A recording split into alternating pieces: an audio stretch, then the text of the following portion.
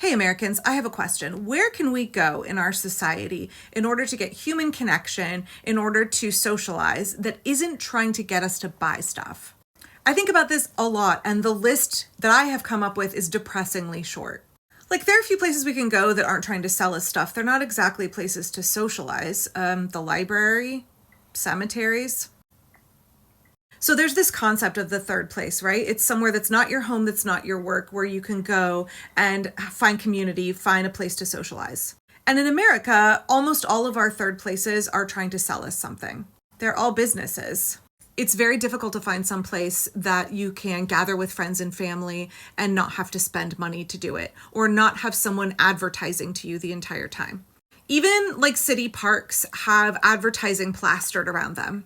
Unless you want to go out into absolute wilderness. And what I'm talking about is places in society where we live. You might argue churches, but like churches are trying to sell you religion and also to get you to give your money to the church. So what does it do to us when the places that we go to socialize outside of work and our home are all places that are trying to get us to spend money? I mean, it teaches us to become deeply entrenched in consumerism because we're desperate for human connection. So, of course, we'll go to the restaurant or the axe throwing business or to the movies or to bars because we want to connect to people. And we don't have any other way to do that. And we start to associate spending money with getting this need fulfilled.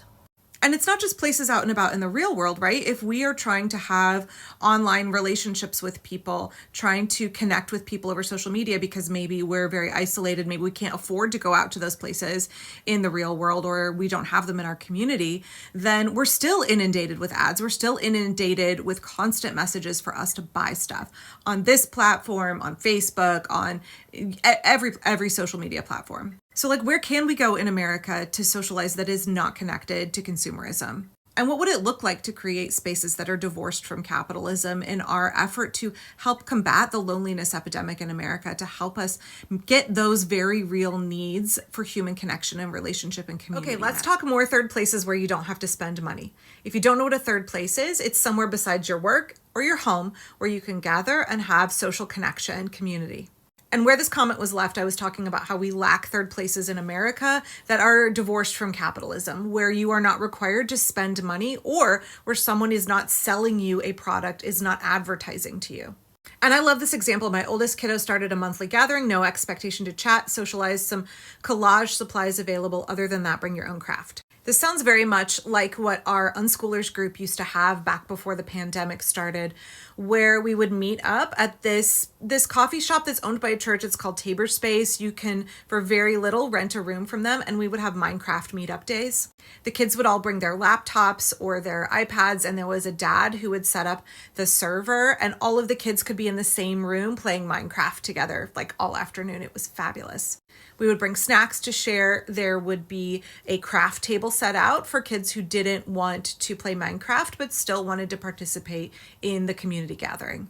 It was wonderful. I miss those days. My kids talk so fondly about that source of socialization for them, about what a wonderful, positive experience it was.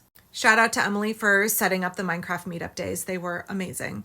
I actually think unschoolers are pretty darn good at coming up with ways to socialize without spending money, or to spend very little money. I know that my eldest kids, who are now 21 and 19, would go around with a pack of other girls their age, around 13, 14, and ride the Max around Portland, practice together, learning how to use public transit. My two boys, now 13 and 16, used to go to park day meetups every week, multiple times a week.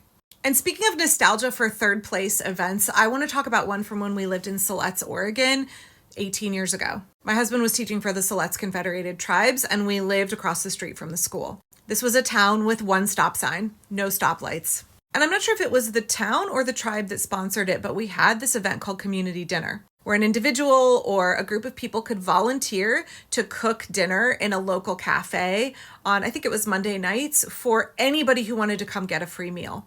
Basically, the community dinner fund would pay for the groceries, and then you would go shopping. You got to plan your own menu. You would go shopping, submit the receipt for reimbursement, and then you cook dinner for like 60, 70, 80 people. You had access to the Grange and their commercial kitchen, and then like across the street to do the actual cooking, there was a little diner, and you got to use their kitchen as well. I did it once. I cooked baked chicken and roasted vegetables and sheet cake and salad for 60 people. It was great. And I loved going there to do community dinner because you never knew who you were going to meet. Anybody, whether they were in desperate need of a meal or they were in need of community, could show up and be fed and chit chat with other people. I think about community dinner all the time, and I wish that we had something like it in my neighborhood. There was no shame or stigma around food insecurity. There was no shame or stigma around people being lonely. It was just a chance to eat and connect with other people for free, run by volunteer labor. And I know a lot of folks in my comments are saying oh, the library is a great third place. The library, absolutely. And I totally think that our tax dollars should be funding more third places. But we need more than just the library. And I think we need to be creative in reimagining what can we do to help foster community and connection that is not tied to having to purchase goods or be advertised to.